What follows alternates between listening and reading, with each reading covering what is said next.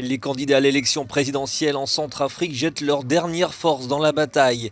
C'est le cas du président sortant, Faustin Archange Touadéra, qui a tenu un dernier meeting avant le scrutin prévu ce dimanche et appelé ses partisans du mouvement Cœurs Unis à se rendre en masse dans les urnes, malgré la situation.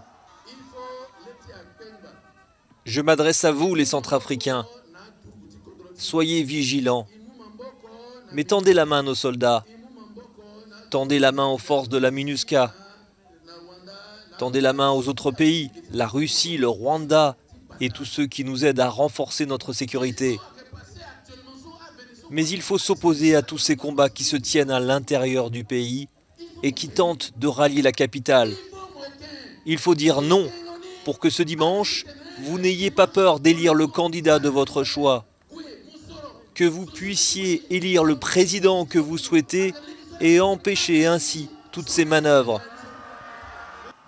Parmi les principaux adversaires de Faustin Archange Touadéra figure Anissé Georges Dologuélé, le leader de l'Union pour le renouveau centrafricain, pense que l'insécurité dans le pays ne favorise pas une élection sereine et qu'un report doit être prononcé. Malgré les affirmations que j'entends ça et là, je ne pense pas qu'il soit possible à l'ANE de déployer tout le matériel électoral dans les 5400 bureaux de vote. On se retrouve avec une organisation complètement bancale des élections. Et déjà, ça posait problème.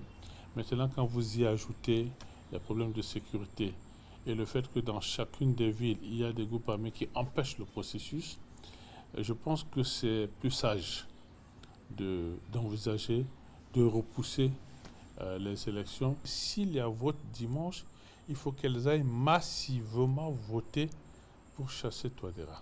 Et donc, moi, je donnerai l'exemple. Alors que l'ancien président François Bozizé a été mis sur la touche, 17 personnalités seront candidates dimanche lors de ce premier tour.